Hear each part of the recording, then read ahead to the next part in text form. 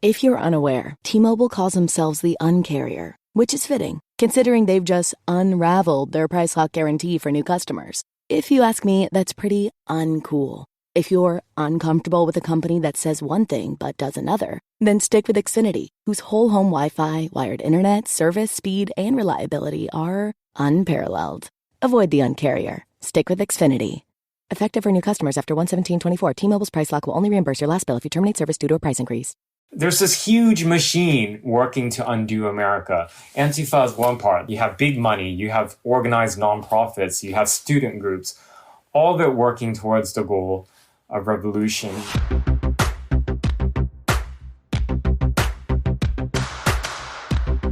All right, welcome back to Fill in the Blanks. Today, we have an extraordinary guest, Andy Ngo. Now, Andy is a New York Times bestselling author of Unmasked, Inside Antifa's Radical Plan to Destroy Democracy.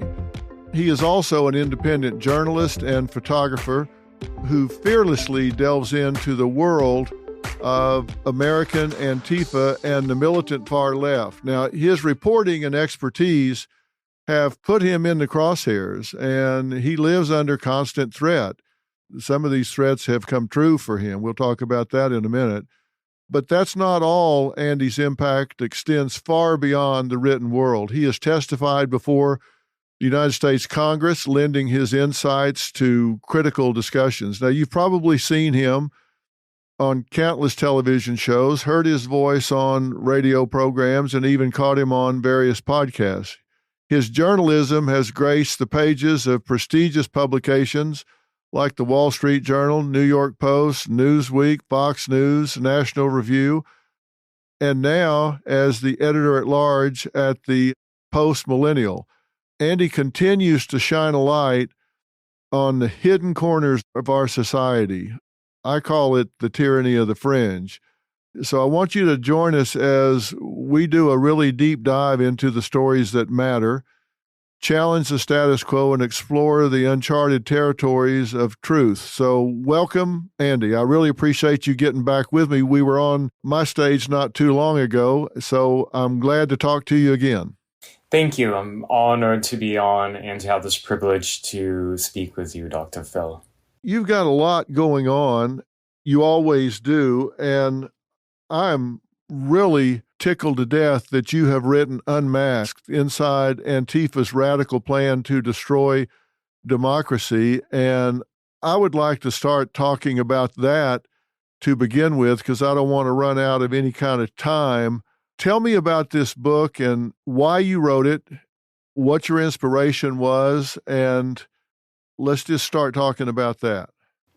Dr. Phil, you wrote a book recently about the tyranny of the fringe, and there are many fringes, political extremes that exist domestically in the United States.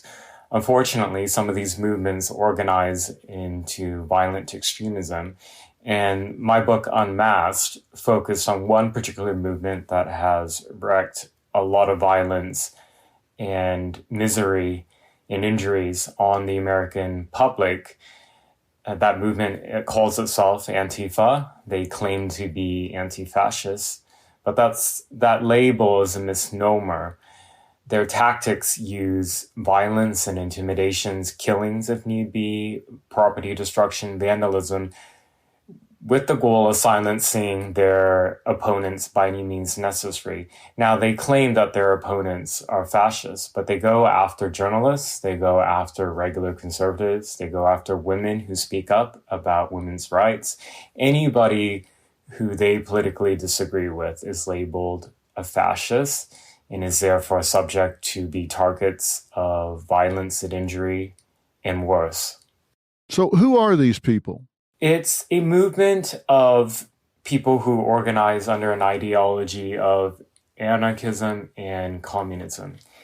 One of the tactics that they use is called Black Bloc, and that's where they dress head to toe in black, cover their faces with black masks, and gather for ostensibly a public demonstration that almost always devolves into either brawling with people that they want to fight and to injure, and setting buildings on fire, attacking police stations, injuring police officers.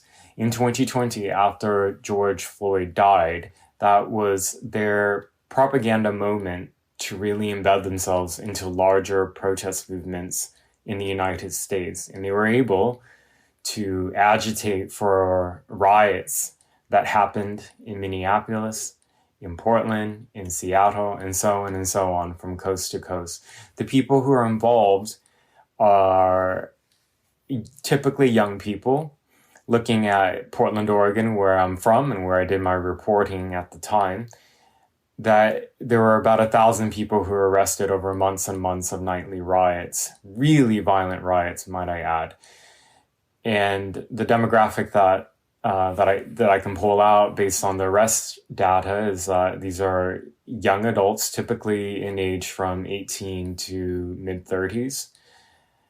There's a split representation of male and female. Most of them are white. They claim to be protesting for Black Lives Matter. Often the businesses that they target are businesses owned by Black families and immigrant families. So their whole movement is based around deception, from the name to what they say they fight for.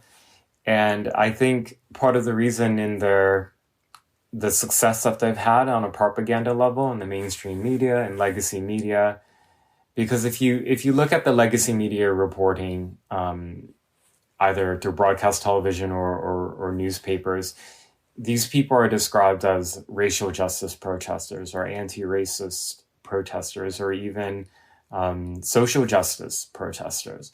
And that really is giving into the deception that is part of their propaganda. So my book seeks to unmask their activities, their ideologies, their origins, and how dangerous they actually are.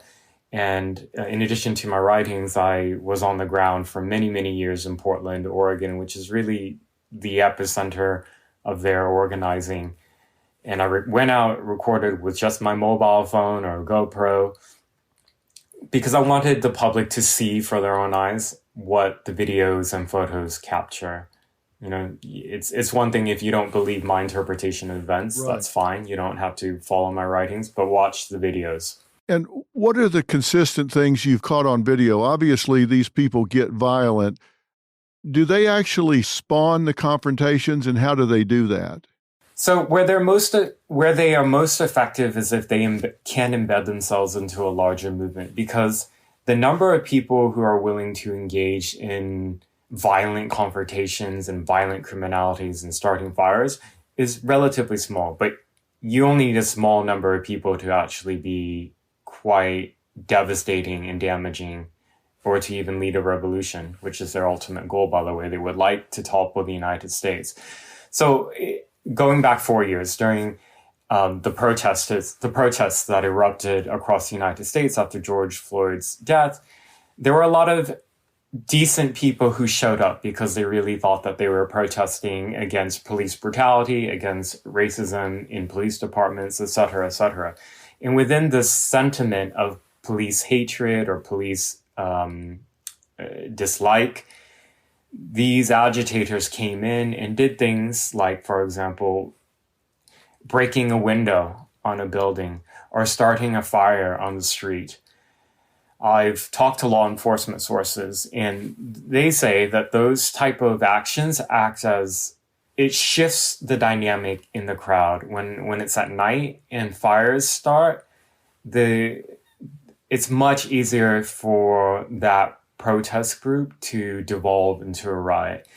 And breaking a window then creates it's like blood in the water when you also have criminals and other bad faith actors showing up to these protests who are hoping to loot.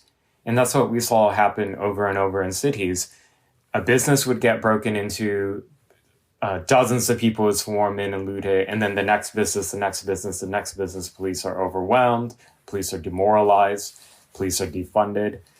So it's the danger of Antifa is that they create an environment where political violence is normalized under causes that sound quite noble.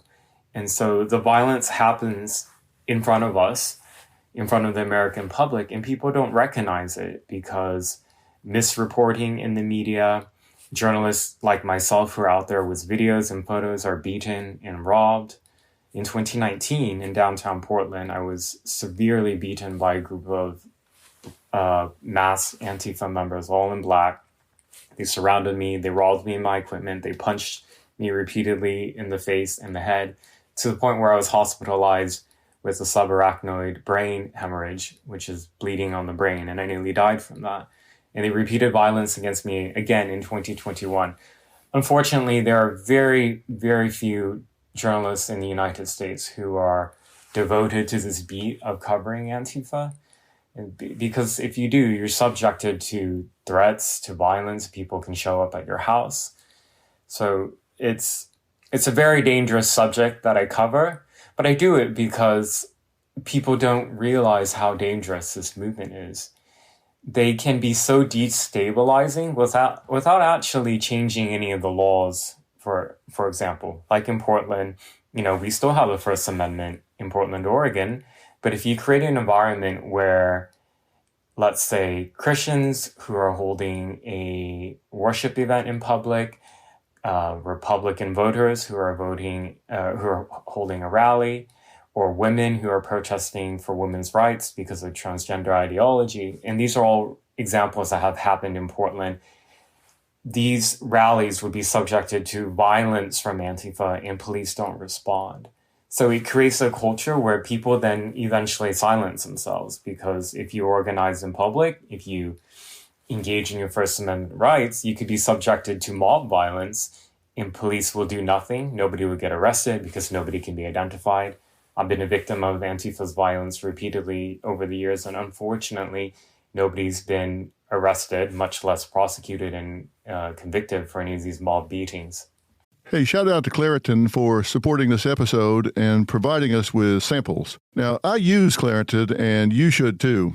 I get all kinds of symptoms. I'm talking about sneezing, itching, watery eyes. When my nose is plugged up, I feel like I can't do anything. I can't taste my food, and I can't even host the show because my voice sounds like a duck, and that's a problem when you're on the air all the time. Luckily, for those of us who live with the symptoms of allergies, we can live Claritin Clear with Claritin D. Designed for serious allergy sufferers, Claritin D has 2 powerful ingredients in it with just 1 pill that relieve your allergy symptoms and decongest. Now, I've been taking Claritin Clear for my allergies for years. I can't even tell you how long, and it's been an absolute life changer. Get ready to live life as if you don't have allergies. It's time to live Claritin Clear. Fast and powerful relief is just a quick trip away. Find Claritin D at the pharmacy counter. Ask for Claritin D at your local pharmacy counter. You don't even need a prescription. Go to Claritin.com right now for a discount so you can live Claritin Clear. Use as directed. If you're an athlete, you know the greatest motivator of all is the fear of letting your teammates down. After all, a team is only as good as its weakest link. So you owe it to those wearing the same jersey as you to be your best every time you step on the field. That's why there's no vape in team. When you vape, you can expose your lungs to toxic chemicals that can damage your lungs. If you're a step behind, the team's a step behind. Brought to you by The Real Cost and the FDA. A lot of my viewers, a lot of my listeners are hearing a lot of what you're saying probably for the first time, certainly at the detail level that you're talking about. And this may be old hat to you, so bear with me here because we have a chance to educate a lot of the 70% in the middle. This is who I think it's really important to wake up. Yes. And give information about what you're talking about. And you've probably talked about some of this till you're blue in the face, but I need you to get a little bluer because I need you to fill in the blanks. I think what I'm hearing you say is that they'll both spark a riot, they'll go to a larger demonstration and embed themselves in a big group or a big movement and then get it to devolve into something that is a lot more destructive than it would have been otherwise. My question to you when I say, who are these people? You say they're mostly young people. When they get up the next day, they go do this, they go throw bricks through windows, they start fires, they burn cars, they turn them over, they attack people, and they might do it with 30 people or 130 people, depending on their investment in that cause. When they get up the next morning, where do they go? What are their jobs? Who are these people? How are they absorbed back into society when they're not wearing their black disguises? Where do we find these people? Where are they during the day, during the week, when they're not out creating havoc? Great question. So in Portland at the time, I did public records requests of the people who were arrested night after night. Some nights there were 30 people being arrested a night, and I would request all the names, the mugshots, and the charges. And then I would systematically try to look through age, educational background, race, anything I could find. Well, what's their social media posting? Unsurprisingly, a lot of their social media accounts had Antifa propaganda on it in terms of identifying themselves with the movement through the use of some of these symbols. Your listeners can think of Antifa as a gang, as an informal gang that one can self-identify with. And the danger of that is it's similar in a way to ISIS or some of these jihadist groups that have carried out terrorist attacks. You don't have to have been somebody, for example, who have traveled to Syria or Iraq to become a formal ISIS member. You can follow the propaganda that's online, watch the videos, read the materials, and pledge allegiance to the ideology and carry it out and attack, either as an individual or connected to a local cell, for example. Antifa's ideology is similar in that type of way. So who are they? Well, they actually span the full spectrum of society. There's a misconception that, because if you look at some of the mugshots, some of them look dirty, and some people assume, oh, they're just crazy homeless people who have been drawn into violence. Well, there are people who are represented in white collar professions, academics, university students, PhD students, people who work in healthcare. Unfortunately, there were a lot of nurses and those who worked in medical settings who were arrested in 2020. And then you had some people, yes. And then you had also those who were chronically unemployed, living on public assistance. And during 2020, rioting became a full-time hobby or profession for a lot of these people who were on public assistance, getting funds through the state, and at night going out to riot. And then there were also homeless people. The role of the homeless people was that they were exploited at many of these encampments, and that became riots at night. Free food was being given out, so it attracted people who were homeless. Tents and shelter were provided, but it was used as a form of bribery against people who really had nothing to lose. So some of the homeless people would be given weapons. Weapons were dispersed by Antifa, such as projectile weapons, frozen water bottles, even cans of food. Lasers were given out, these green, powerful lasers that would be concentrated on the eyes of law enforcement to damage their eyes. And there were dozens of federal law enforcement officers who had their visions injured in 2020. So it's a slice of all aspects of society. And this is a scary part, because people underestimate the potency of these radical extremist beliefs that are out there. I know, Dr. Phil, you've written a lot about your love for America. I love America. My parents came to the United States as refugees and victims of communism from Vietnam. And I know many of your listeners love this country and are good, hardworking people, many who have families. And it might be a bit shocking to believe that in some dark corners of America, unfortunately not really dark corners anymore, it's a bit in the mainstream, at universities, in many cities, there is a mainstreaming of a hatred of America through various ideologies. Some of them, for different reasons, would like to see America destroyed.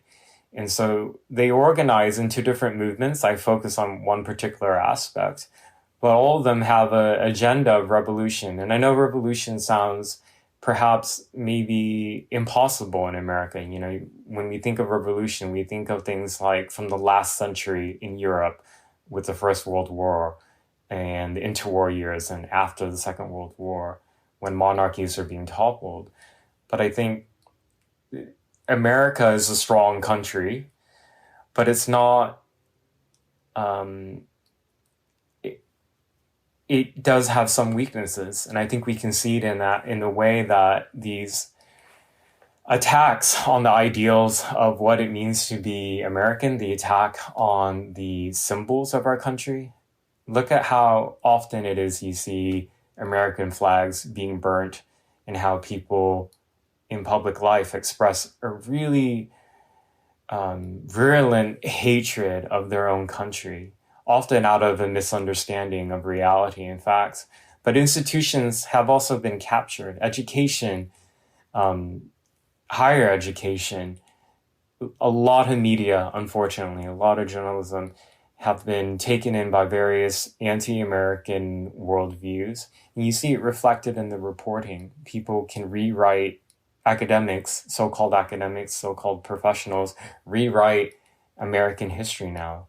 1619 Project, for example, which was lauded and received awards. And so America is facing a lot of attacks ideologically, literally as well, through the form of violence. And I guess what I hope that your listeners and viewers grasp is that things are not well in the U.S. And, you know, if you live in a state that didn't experience all the riots, you live in a suburban area, it may seem kind of like that stuff didn't really happen. But unfortunately, in city to city in the U.S., there is a lot of political violence. 2020 was an exceptional example, but the people who are involved in that did not face prosecutions by and large, were not imprisoned, were able to learn from their lessons of how to riot effectively, how to fundraise, how to use propaganda effectively. They were able to use that again and are doing it now currently with the university encampments that we've seen break out at dozens of universities, not just in America. It's spread to Canada, it's spread to Western Europe.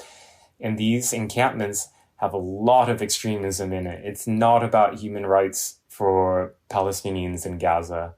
It's also calling for a destruction of the state of Israel and a destruction of the United States of America.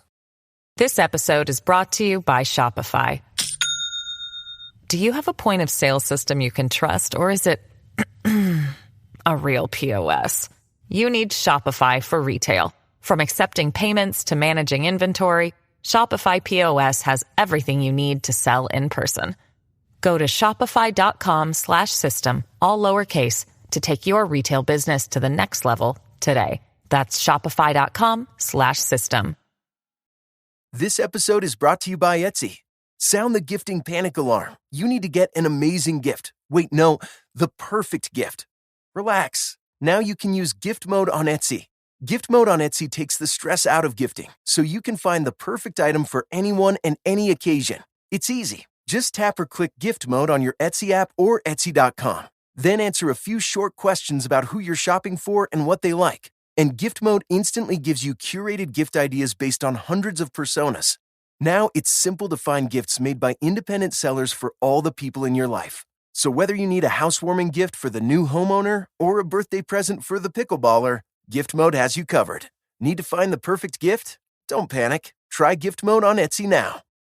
That's what I'm hoping that people take away from this conversation, because one of the things that struck me when I was on the UCLA campus when they took down the encampment there, I was there during the day and then again at night when they were taking down that encampment there. And there was a real contradiction. That's a big campus, of course. And you could walk on one part of the campus and there would be a girls' intramural volleyball team walking down the sidewalk, and They're eating an ice cream cone and bouncing their ball and laughing and talking. And you could walk down that part of the campus and it's like everything's just fine. Everything's perfect. It looks like mainstream America. Everything's great and happy and all that. And then you turn a corner and go into the center of campus and, there's the encampment. There's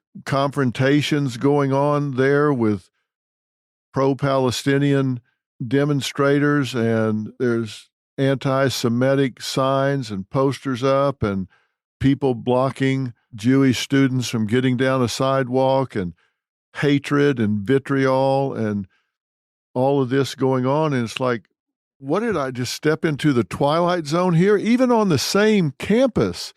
And the same thing can be true, of course, in a city. And I want people to understand that this can be going on in a neighborhood in your city and the next neighborhood not. But there are people that you write about and talk about that would love nothing better than to tear down the structure of America, the family structure in America, the values of America.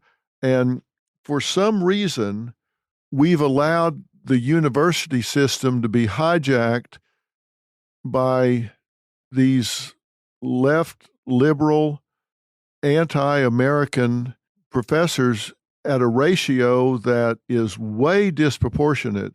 There aren't centrists there. There's not a balance between left and right there.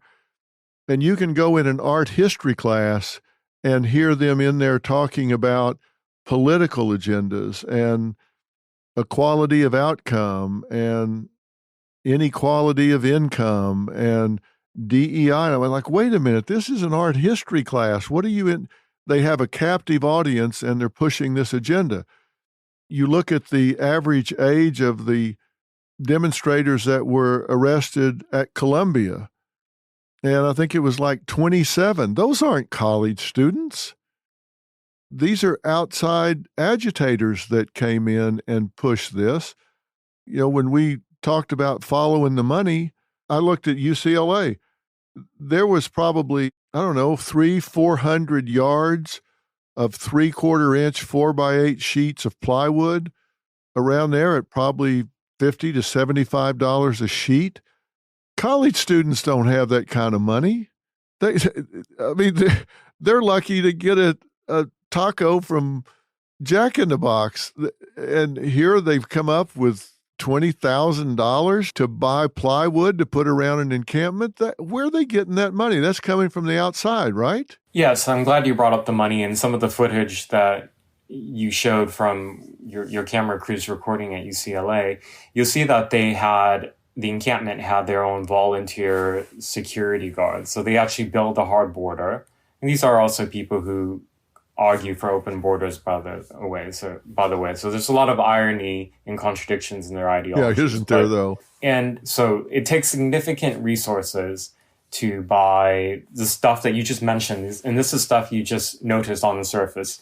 Tents, obviously, food, water, all their shields and plywood that they use to build. It takes cash right away for that. And in 2020 as well, with the riots, there were people that were distributing weapons and giving out food and tents as well. So when I looked into it at that time, I learned that in 2020, people raised significant sums of money through crowdfunding.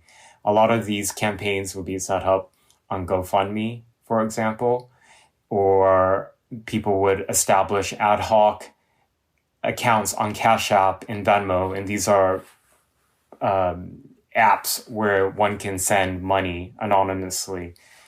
And so through these campaigns, and then it was shared with links on Twitter that went viral. Some of their campaigns were a bit more official, like connected to a nonprofit. There was a bail fund, for example, that was established in Minnesota to help the riot suspects, the violent suspects in Minneapolis. And Kamala Harris, at that time in 2020, promoted that link, brought in a lot of money. So there's a lot of money through crowdfunding. a lot of the sources of who's donating, we actually don't know because the donors are anonymous. There are also more formal ways of giving, and these are connected more towards big philanthropists. So at these encampments, like at UCLA, at Columbia, and many other places, you have a small radical extremist group of students who are connected to student groups on campus, like Students for Justice in Palestine. Now, these are formal registered groups with chapters across the US. Some of these organizations and their chapters, Jewish Voice for Peace, which is a left-wing activist group that's anti-Israel, have received money at various points or currently through charities that are funded ultimately by George Soros. And there are other big so-called progressive philanthropists who have poured in hundreds of millions of dollars every year into very radical causes, not just the protest movement, but also into the election campaigns of quite ideologically minded politicians. And in the last 4 years, we've seen how much damage that's done, particularly through district attorneys who are elected in various counties and cities. In 2020, there was a whole class of prosecutors whose campaigns received money ultimately through George Soros, through his philanthropy groups. And they've been elected and have done, in my view, significant damage because they have a worldview that is anti-American. They view the criminal justice system as illegitimate because it's systematically racist. So they view that in their role as a prosecutor, and they have the authority to charge people or not. They choose not to charge people to try to level out the disparities in, for example, demographic representations among suspects and convicts. And it's helped add to this huge crime wave that we've seen across the US since 2020. And this is reflected in the FBI data. In my city of Portland, where I know the most, for example, in 2021, 2022, we had back-to-back all-time record homicides, and non-fatal shootings went up 300%. This is also reflected in other cities that have become dangerous, like New York, Seattle, et cetera, et cetera. So there's this huge machine working to undo America. Antifa is one part. That's like the street thugs, you can think of it, that carry out violence on the streets against people, against police. You have big money, you have organized nonprofits, you have student groups, all of it working towards the goal of revolution. And unfortunately, I would say the average person, the 70% you talk about, the normal family working person in America are not aware of this. If you tune into your broadcast television channels, you're not going to be hearing about the threat that's coming from far less violent extremism. If you read the newspapers, Washington Post, New York Times, etc., you're not going to see that as well. And so people are misinformed, and then in front of our eyes, right in front of us, I guess without our eyes on it, this type of violence and organizing is happening. My problem is it's spreading, and we're not doing anything, certainly educationally, to teach critical thinking where these kids can say, okay, wait a minute, let me unpack what you're telling me here. Let me unpack what I'm seeing on legacy media and see if this even makes sense, if this is in my best interest, if this is in my family's best interest, if this is in our community's best interest. We're not teaching them to say, let me break this down and challenge each one of these assertions and see if they, A, make common sense. Do they get me what I want, what I need, what's going to proliferate our goals in our society? No, we don't seem to be teaching those skills. I mean, maybe they're still teaching them in law school. Maybe. I don't know. I don't go to law school, but it seems like we're focused on teaching young people what to think instead of teaching young people how to think.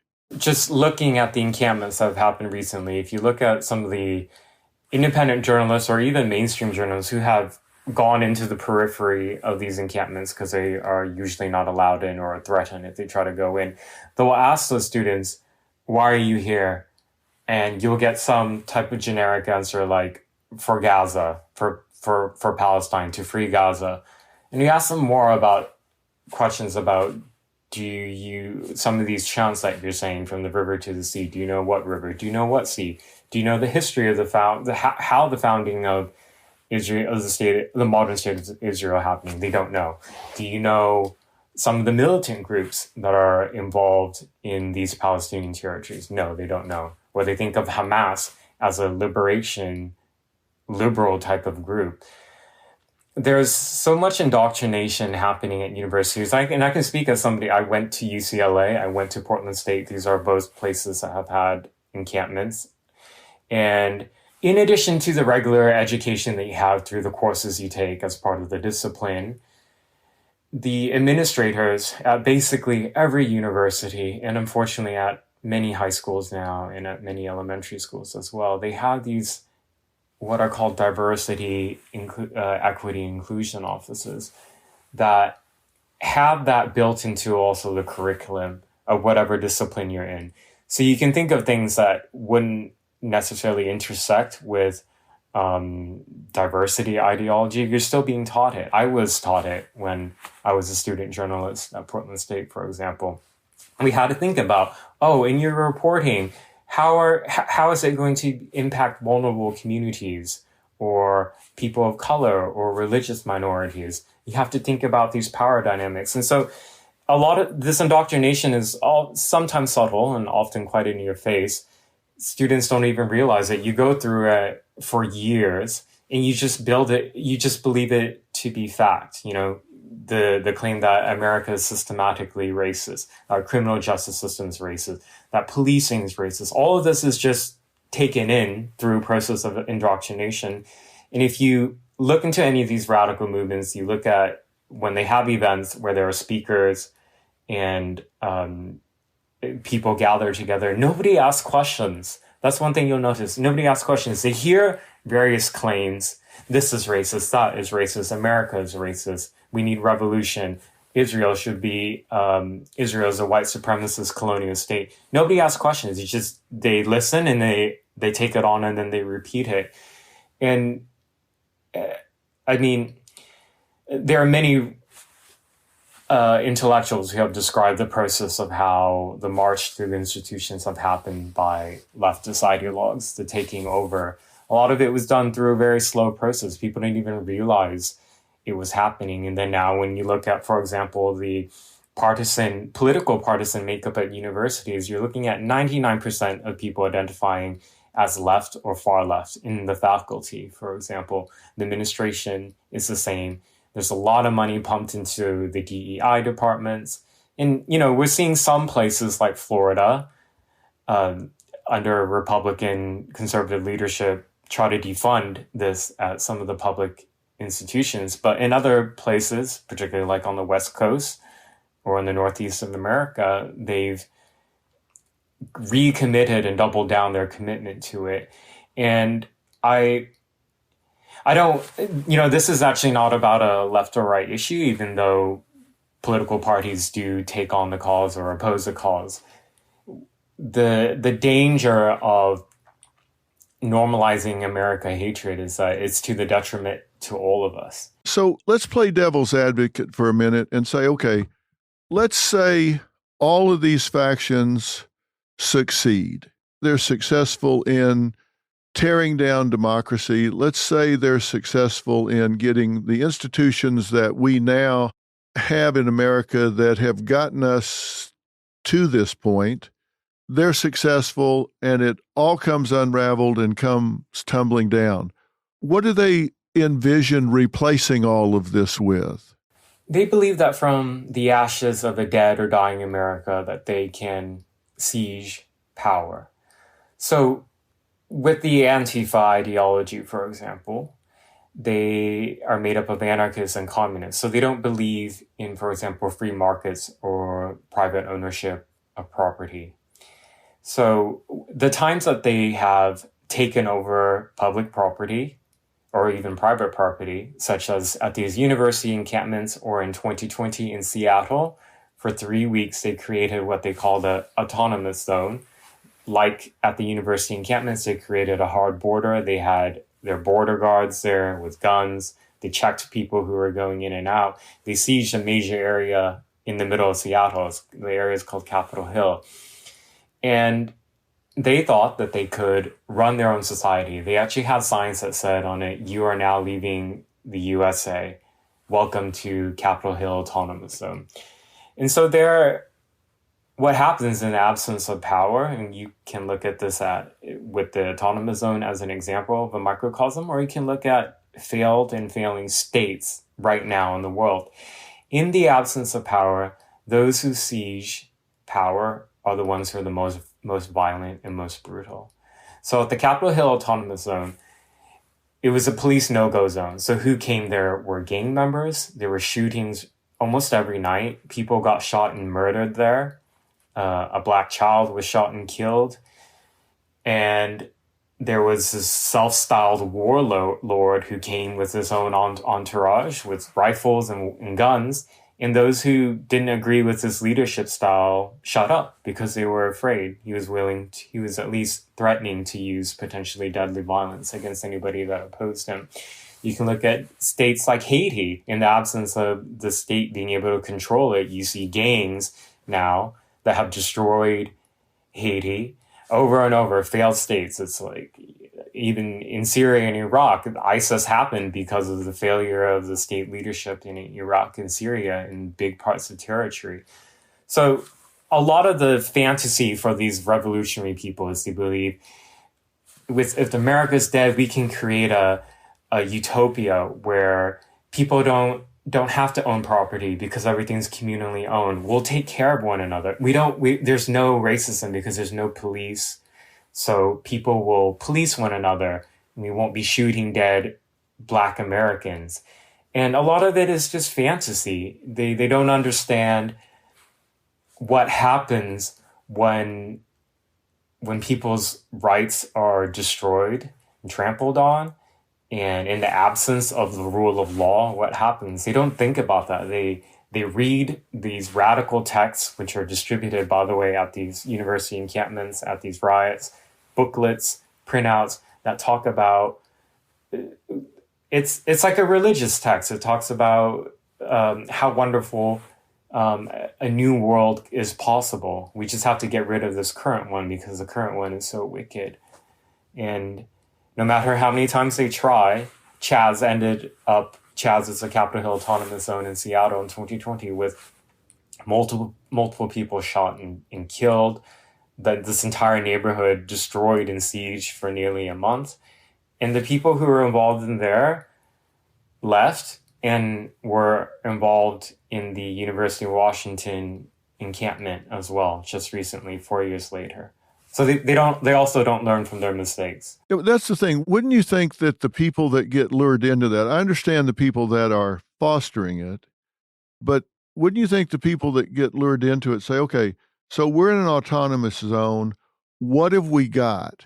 We've got buckets for bathrooms. We've got control of this zone, and it doesn't look like a place that anybody would want to spend the rest of their life. So you would think, okay, listen, yeah, you're right, but we're going to expand our borders here, and we're going to take over some more blocks. But it seems like anybody with function above the brainstem would look around and say, guys, we're living on the sidewalks here. We can go get virtually any kind of a job. 4 of us could go get minimum wage jobs and share a 2-bedroom apartment and be way above this standard of living. And we don't have to worry about a gang coming through here and shooting us in the back of the head. It would seem like any critical thinking at all would say, we can trade up from here. This is the power of ideology, in particular political ideologies that adopt religious-like aspects to their claims. The people that you're describing, the people that I saw when I was on the ground in Chaz, for example, in 2020, they don't see what you and I see when we look at the reality of the excrement on the streets, the vandalism, the broken windows, the burnt out, burnt out buildings and fires and ashes on the ground.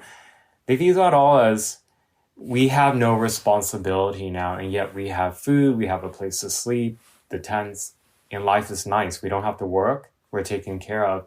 That was really kind of how they viewed it, as like, this is a wonderful little experiment, and if only more people could be awoken to this, how this utopia is possible. That's their thinking, and it's not rational, but their ideology happens through a process of radicalizing and brainwashing people. They're blinded by their hatred of their fellow American brethren, hatred of the society around them, that they embrace anything that is destructive. People asked me at the time, they said, what do you think's going to happen here? And I said, one of two things are going to break this apart. If nobody does anything to go in and break it apart, one or two things are going to break it apart. It's going to be inclement weather or boredom. Because I understand the ideology and all the rah-rah, but after a while, it gets really boring to sit out on the street. I mean, when you think about it, it gets really boring. I've talked to so many homeless people that don't want to be homeless. I mean, they really want to move and change. And they say the worst enemy is boredom. It's like, oh my God, this day is a week long. And it's like every hour is 24 hours long. It's like they'll sit there and look down, it's been 15 minutes. And I thought, surely these people are going to get bored to death. I think a lot of them did. It's like, yeah, I heard all that. And at night, it's kind of fun. You run around, you got torches and all that, but it's hard to sell. But of course, Jim Jones did it down in Jonestown. But then look how that turned out. At some point, somebody's got to look around and go, guys, this just doesn't make sense. The danger in waiting it out and watching these, hoping that these encampments or the riots just die out, is that they often don't. There is a ideological fervor that continues to drive them, even if they do get bored. For example, in the course of their boredom, by the way, they do immense destruction to property. Millions of dollars. You can't wait. It'd be nice if you could just wait them out, starve them out. But by the time you do that, they tear up the library, they tear up City Hall, they tear up they tear up everything. You can't wait on them. Yeah, but unfortunately, we have a lot of leadership at these universities who have waited it out and or also have negotiated with them and given the occupiers everything they wanted. For example, at University of Washington, that had one of the longest encampments at 3 weeks. It was very violent. The university president there announced that the occupiers have agreed to voluntarily remove themselves. The university will not pursue any conduct violations for anybody who's a student, and will also not pursue justice through the criminal justice system. So they've been able to enact all this violence for 3 weeks and vandalism and threats in Seattle, and they got away with it. Very similarly in Portland as well, with the besieging of the library, the largest library in one of the largest research universities in the state of Oregon. For 4.5 days, the president allowed it, and they destroyed that library. That library is out of commission now all the way until the fall term, and the estimates that it can be up to $1 million in damages. And I just ask, I would ask these people, like, for what? But I already know the answer. The violence and the destruction is the what. Yeah. And what's the answer? There's not a simple answer. The immediate things that can be done is to vote out district attorneys who are not willing to uphold the law. Unfortunately, in many, many counties that have large cities in the United States, Philadelphia, Austin, Texas, Portland, Oregon, I can go on and on. You have openly politically, ideologically motivated prosecutors who don't want to prosecute crime, particularly if there is a left-wing ideological component to that type of criminality. They would just choose not to prosecute those crimes, and it emboldens criminals to commit more crimes. And that's what happened in Portland. There were 120 nights of riots in 2020. 3 months of, no, 4 months of riots every single night. And sometimes these people were arrested, released, and within less than 24 hours was literally re-arrested again at another riot. So a revolving door. I'm speaking to you in Portland right now is where in Multnomah County, they have elections going on, and the district attorney, Mike Schmidt, who was and is the prosecutor who oversaw the riots in 2020, he's asking for voters to give them an opportunity to be in office for another 4 years. So one answer is to get these prosecutors out. Two is then to also look at city council. City council really can empower political violence and extremism, defunding the police, spreading the propaganda of the rioters. What's happening at the university and campuses is outside of the reach of most of the politicians for the most part, because this is involving lack of leadership from universities. But you and I, as taxpayers, the destruction that happens at these public universities, we ultimately have to foot the bill. The Portland state president has said that. That's the case with the library that was destroyed. Well, of course, because those are public buildings. Exactly. And when they do this at schools, do you know if the schools are suspending these students that are in these encampments illegally against policy when they've been told that they're trespassing and they have to leave? When they finally cleared, do they suspend them? Did Washington? No. And in fact, most places where there were encampments, the administrators chose as part of the negotiations to specifically not give any consequences to any university-affiliated occupiers. Very, very few have been suspended. I have this from the acting president of Harvard when they cleared out there. It read, earlier this morning, the protesters agreed to end the encampment in Harvard Yard. Now that the area is being cleared and in line with the conversation I had with students last week, I will facilitate a meeting with the chair of the Corporation Committee on Shareholder Responsibility and other university officials to address questions about the endowment, which means they're going to discuss divestment.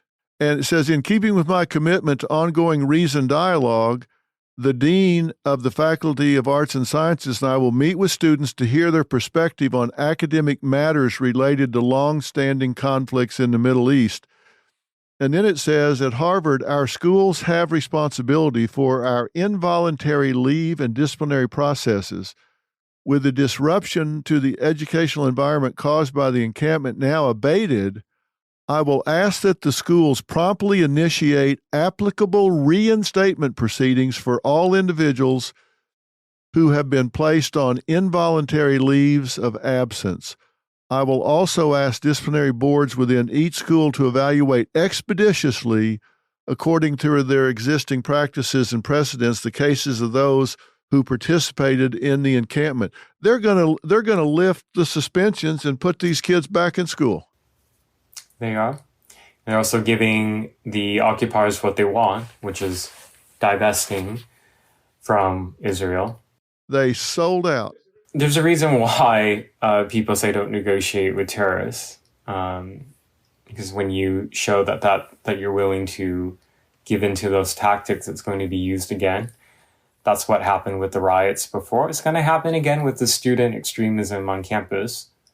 And it's, as you mentioned earlier, it's not just students who are involved. You have a small group of really radical students who work hand in hand with outside professional agitators.